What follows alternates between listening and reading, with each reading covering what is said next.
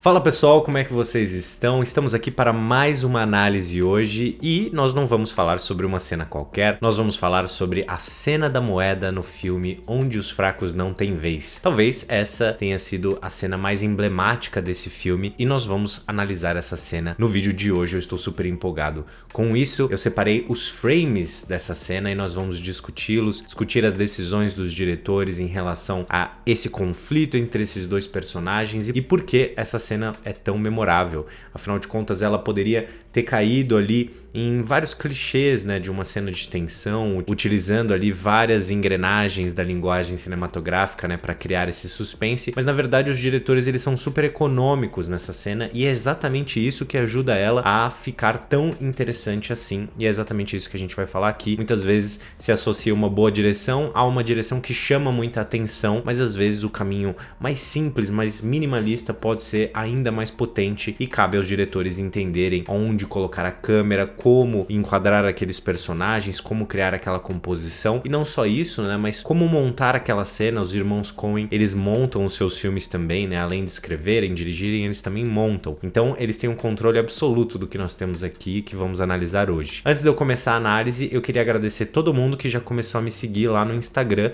em @oalendoframe. Se você ainda não tá sabendo, eu estou tendo alguns problemas com o meu Instagram antigo, não tô conseguindo acessar, então eu decidi criar um Instagram novo, não vou ficar sofrendo por causa da plataforma, e vocês estão sendo muito legais, estão indo lá me seguir, eu tô ficando muito feliz com isso. Desde que eu comecei a divulgar por aqui, várias pessoas foram me seguir lá e, enfim, isso faz toda a diferença pro meu trabalho, pra conseguir continuar criando conteúdo e, enfim, mostrando pra vocês as coisas que eu tanto amo e que vocês amam também. E agora, bora pro vídeo.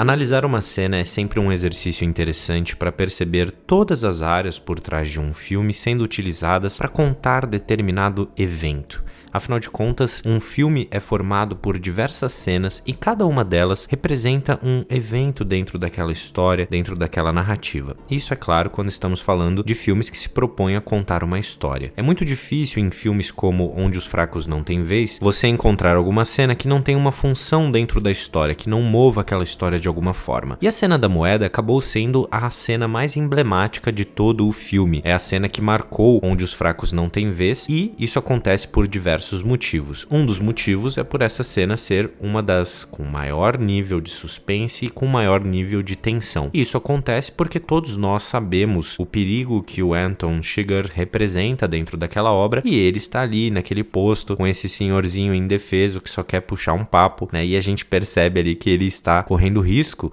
e nem sabe o tamanho do risco que está correndo. E essa distribuição de informação faz toda a diferença e acontece várias vezes dentro do filme, né? Muitas vezes ao longo de Onde os Fracos Não Têm Vez, nós sabemos mais do que um personagem, do risco que ele está correndo ou menos, e isso é muito importante para a obra como um todo. Eu decidi analisar essa cena justamente pelos quadros, pelos enquadramentos da cena, então vocês vão acompanhar comigo os frames dessa cena e entender a sequência desses enquadramentos, por que ela é tão poderosa e o quanto uma cena pode ser poderosa sem nenhum tipo de movimento muito diferente ou algum tipo de brincadeira. Quanto mais os diretores realizam seus filmes, mais você percebe essa maturidade de saber exatamente onde colocar a câmera, e isso é algo fascinante para todo mundo que ama cinema e que quer também contar histórias. Então hoje nós vamos analisar uma das cenas mais intensas e simples dos últimos tempos. Uma cena curta de diálogo seguida por um cara e coroa de vida ou morte que virou um dos grandes marcos do filme. Então a ideia do vídeo de hoje é desconstruir essa cena como se nós estivéssemos observando os storyboards e assim nós podemos entender como os elementos se conectam para criar uma tensão memorável. Nós começamos a cena com um plano de ambientação, um plano aberto e externo que pega tanto o pequeno posto de gasolina como a casa do dono. Isso tudo é só para contextualizar onde a cena vai se passar, a gente entender onde esses personagens estão. É algo muito convencional, né? Você primeiro começar a cena com um plano bem aberto para que o público entenda onde as coisas estão acontecendo, né? Assim o público não perde tempo pensando onde ele está, o que está acontecendo, né? Então aqui nós sabemos um posto de gasolina no meio de uma estrada estrada vazia, não tem nada em volta, é só aquele posto, é só aqueles dois personagens. O próximo plano é um plano médio do dono do posto, e esse é um plano bem importante porque a cena fecha com ele também. Nesse plano a gente pode perceber várias coisas interessantes. Na direção de arte nós temos um espaço que comunica muito sobre esse personagem. Ele está atrás de um balcão com um caixa e anotando algumas coisas, provavelmente alguma coisa em relação às contas daquele espaço. Esse personagem ele é apresentado como parte daquele ambiente. Ele não será visto em nenhum outro lugar, né? Então é aqui que ele será apresentado e é aqui que nós vamos deixá-lo também. E até mesmo a roupa dele foi pensada para se misturar com aquele ambiente e com o deserto à sua volta, né? Com essas cores em tons amarelo e marrom. Isso tudo é para mostrar o quanto esse homem está enraizado naquele ambiente, o quanto ele não sai dali mesmo. E atrás, sobre a cabeça do personagem, nós temos algo que nos lembra uma espécie de forca, que é uma pista visual do que está para acontecer com ele, né? Ele vai se sentir sufocado dentro dessa cena e pode acabar de fato sendo morto. E pensando na composição dessa imagem, né? A estrada na janela logo atrás do personagem, além de criar uma composição com profundidade, também comunica algumas informações. Essa não é uma estrada movimentada, essa é uma informação importante. Então ele pode gritar, ele pode pedir por socorro e ninguém vai ouvi-lo. E o mais interessante de tudo é que essa estrada pode trazer personagens como o do Javier Bardem e a sua moeda, né, até esse homem pacato, algo que o filme fala bastante, né, sobre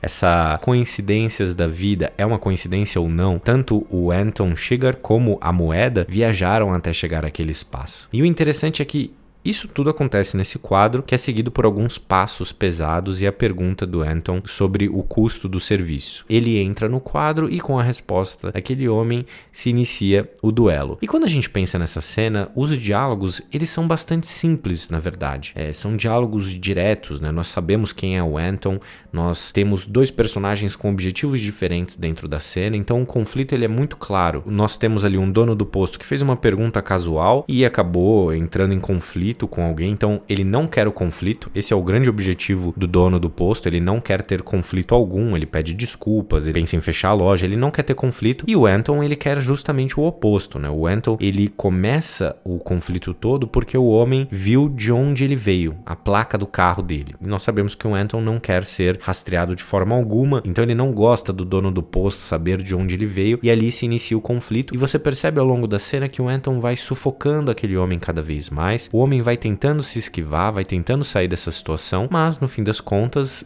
não tem jeito, ele vai ter que encarar ali o jogo da cara ou coroa para saber se vai viver ou não, né? Então, em termos de diálogo, ainda que sejam extremamente interessantes, sejam diálogos muito bons, é uma cena simples, né? Você pensa nesse espaço, não tem muito para onde ir, só que o que eles fazem é sensacional, e a gente tá analisando aqui principalmente a direção deles, não tanto os diálogos, mas principalmente a direção. Os diálogos dariam uma análise por si só, então hoje a gente vai focar aqui nesses enquadramentos. Logo depois desse início de duelo, nós vamos para um primeiro plano, mais próximo do rosto do antagonista do filme. Agora nós estamos próximos do Anton e percebemos o seu incômodo. Percebam que nesse plano ele está sozinho, não existiu ainda uma conexão do ponto de vista dele com o dono do posto. Voltamos então para o plano médio que já conhecemos. O dono do posto puxa esse assunto, né, sobre o tempo, ele fala sobre a placa, e aqui nós vamos começar o conflito de fato. Nesse momento, nós vamos para o próximo plano, um over the shoulder no Anton. E nessa hora, nós temos novas informações acontecendo aqui. A primeira é o incômodo imediato do assassino com a pergunta do dono do posto. E a outra é que vemos o resto da loja, ou seja, eles estão sozinhos. Com o conflito apresentado no diálogo, nós vamos para o próximo plano, um over the shoulder no dono do posto. Agora com o enquadramento mais fechado, nós estamos mais próximos dele, só que nós também estamos conectados ao Anton. O espaço desse homem está começando a ficar mais fechado. Ele não tem para onde ir. Os over the shoulder são planos muitas vezes usados em diálogos para conectar as personagens que estão conversando de maneira mais clara para o público. São planos bastante convencionais, nós vemos isso o tempo todo, onde a câmera está em um personagem, mas nós temos o ombro do outro personagem, assim a gente não se perde dentro da cena, estamos sempre conectados a eles e ao diálogo que está ocorrendo. Só que nesse caso, esse plano conecta os dois em uma espécie de duelo que está prestes a começar, sem, é claro, que o dono do posto tenha qualquer interesse em participar. E E esse é o grande conflito da cena. Um quer o conflito e o outro não. Nós seguimos nesses dois enquadramentos por um tempo agora, né? Se você começa a acompanhar essa cena, esse é o momento do diálogo em que o dono do posto pede desculpa por incomodar. Ele não quer mesmo o conflito, mas o Anton segue pressionando. E uma coisa sutil, mas muito interessante acontece aqui. O enquadramento que mostra o Anton foi feito em um tripé e permanece estável. Já o enquadramento que pega o dono do posto, ainda que pareça estável, a câmera acompanha os movimentos que o dono do posto faz. São movimentos pequenos, mas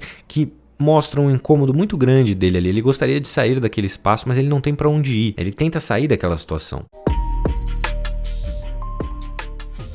Antes da gente continuar essa análise, eu quero convidar todo mundo que tem interesse em estudar cinema comigo para se cadastrar no link que está aqui embaixo na descrição, porque muito em breve nós vamos abrir a próxima turma do Além do Frame, que é o meu curso de cinema. Então, se você tem interesse em saber as novidades, como é que vai funcionar esse curso, vocês vão receber tudo por e-mail, vão poder entrar no nosso grupo do Telegram, e o link aqui é de um pré-cadastro para vocês não perderem nada. Beleza, pessoal? Agora bora continuar. Mas voltando em relação ao enquadramento e movimentos desses personagens, essa é uma cena de ataque e reação. O que deixa a cena tão intensa é justamente a reação do dono do posto a cada tentativa de acabar com um conflito sendo negada pelo Anton. Ele está ali completamente encurralado, enquanto o Anton está comendo amendoim tranquilamente. E essa diferença entre os dois é fantástica. Quando nós fechamos no rosto do Anton com um primeiro plano, o dono do posto sai de cena e agora nós temos as portas abertas atrás do personagem. Ou seja, ele está com tudo sob controle, enquanto o outro vai ficar cada vez mais preso. Ele fala sobre fechar o posto, mas o Anton está cada vez mais próximo de tomar uma decisão. O que ele vai fazer com esse cara? Quando o Anton fecha o cerco, nós vamos para um primeiro plano no dono do posto também. Agora a forca está ainda mais clara e a interpretação do ator leva a cena para um outro nível de angústia e tensão. É interessante porque esse é o personagem que a câmera chega mais perto dentro dessa cena. Ou seja, nós não estamos acompanhando a cena do ponto de vista do Anton. Nós estamos acompanhando a cena emocionalmente, nós estamos mais próximos do dono do posto. E por isso sofremos tanto com a constante ideia de que ele pode acabar sendo morto. Quando o Anton finalmente pergunta que horas ele vai dormir, no momento da resposta, nós voltamos para os planos médios em over the shoulder. Isso porque o dono do posto, ele não aceita o que está sendo dito ali, ele não aceita o desafio, ele não aceita que aquele homem está falando que vai voltar à noite para pegá-lo. Não, ele quer evitar o conflito. O dono do posto evita o conflito. Ele talvez já saiba o que está acontecendo, mas ele quer evitar esse conflito. Ele não quer colocar em palavras o que está acontecendo. O Anton faz o contrário. E agora nós vamos para um novo momento da cena, onde o Anton está claramente ameaçando voltar para acabar com a vida daquele homem. O Anton pergunta se ele viveu ali a vida toda, até que o homem responde que herdou o lugar do pai de sua esposa. Eu já falei em outros vídeos aqui sobre esse filme que o Anton é um homem com princípios. São princípios de um psicopata, é claro, mas ele tem. E ele visivelmente não gosta da ideia, Ele engasga quando ele escuta o que aconteceu. E a conversa segue até que nós voltamos para os primeiros planos nos dois personagens, onde o dono do posto, ele tenta continuar sendo simpático, assumindo com um sorriso a sua trajetória, sem vergonha alguma disso, e o Anton toma sua decisão. E é aqui que a gente tem o momento mais brilhante da cena como um todo, Como é demonstrado o que está acontecendo através de um símbolo, Com um plano detalhe no saco de amendoim vazio sobre o balcão. Os diretores optaram por deixar esse quadro em cena por alguns segundos, E com o design de som, eles fizeram uma metáfora visual perfeita do que estamos vendo. O Anton é a mão que amassa e o dono do posto é o frágil saco que pode ser amassado ou rasgado com facilidade por seu oponente. Ele está nas mãos do Anton nessa cena e ele está sendo amassado, ele está sendo pressionado, e aquele som agonizante ali do saco de amendoim sendo percebido naquela cena, sendo evidenciado pelos diretores e pelos realizadores no design de som, é uma forma brilhante de colocar em cena, através de uma metáfora visual e sonora, aquilo que estamos sentindo e principalmente aquilo que aquele personagem está sentindo. Depois desse plano, nós voltamos para o dono do posto, que está observando aquele saco, e ele faz isso por mais tempo do que o normal. Talvez ele tenha entendido de fato que situação está vivendo. E assim começa o momento do roteiro sobre a moeda. O Anton pergunta sobre qual foi o máximo que ele perdeu em um cara ou coroa, e rapidamente nós voltamos para aqueles over the shoulders, até que o Anton joga a moeda e para no balcão ao lado do saco plástico. Agora nós temos mais esse plano detalhe, seguido por um over the shoulder em que o Anton ordena que o dono do posto escolha um lado da moeda. Por que esse momento é tão interessante para nós? Porque nós sabemos o que vai acontecer se ele escolher o lado errado da moeda. Ele não sabe o que está em jogo. Ele pergunta, eu preciso saber o que está em jogo antes de escolher, mas nós já sabemos. E nós, como público, sabendo disso, os irmãos Coen estão usando aquela teoria que eu já falei várias vezes aqui para vocês no canal, da bomba de Hitchcock, que é muito mais intenso, muito mais complexo para o público acompanhar uma cena em que nós sabemos que tem uma bomba e duas pessoas estão conversando, do que quando estamos acompanhando uma cena e uma bomba explode do nada. Uma cria tensão e antecipação, suspense, a outra cria susto e surpresa. Então essa é uma cena toda feita para criar suspense, antecipação, medo. Percebam que os enquadramentos são os mesmos, mas a cena ela agora é completamente diferente, e isso vem graças, é claro, a essa mudança de evento dentro da cena, tanto no diálogo, nas interpretações e também nessas metáforas visuais. A cena mudou completamente, o evento agora é outro. Antes nós estávamos entre um conflito entre os dois ali, um querendo brigar e o outro não. Agora nós estamos em um momento de vida ou morte, e isso é muito claro para nós porque já acompanhamos o Anton em outros momentos do filme. Então quando voltamos pro Over the Shoulder no Dono do Posto, nós temos um pequeno movimento de traveling para frente, e isso é perfeito porque vai diminuindo sutilmente o espaço que esse homem tem, e nesse momento ele está tentando saber o que está em jogo. Percebam, é um movimento muito sutil, a câmera não vai para um close-up, os diretores sabem exatamente que é melhor ficar ali porque o cerco está fechando, o movimento, mesmo que sutil, gera no público o suspense necessário. E depois nós vamos pro Over the Shoulder no Anton, que também está no mesmo movimento sutil, né? Nós estamos indo para frente, nós estamos chegando mais perto do rosto do personagem, de forma bastante lenta, quase imperceptível, mas que cria uma reação no público, né? Fechando completamente esse espaço entre os dois. O movimento para e a câmera segue em Over the Shoulder. Mas essa é a menor distância entre ela e os personagens, né? Nós nunca estivemos tão próximos desses personagens. A tensão nunca foi tão grande dentro da cena. E o dono do posto aceita o desafio, pede cara, a tensão de toda a cena foi construída para chegar aqui, né? Nós não temos música, mas temos um design de som fenomenal, onde uma espécie de som contínuo de suspense vai acompanhando e crescendo conforme essa cena vai sendo colocada. Então, nós chegamos no momento em que o Anton levanta a mão e revela a moeda do lado que salva a vida do dono do posto. E agora nós temos um momento de respiro dentro dessa cena, dentro desse quadro, né? O ritmo da cena muda completamente porque o Anton o parabeniza e dá o dinheiro para ir embora. Percebam que o Hitchcock sempre dizia que quando você cria essa espécie de suspense, essa espécie de antecipação no público, você precisa recompensá-lo no final. Você não pode deixar que a bomba exploda. Então, essa cena, se ela causasse a morte do dono do bar, ela não seria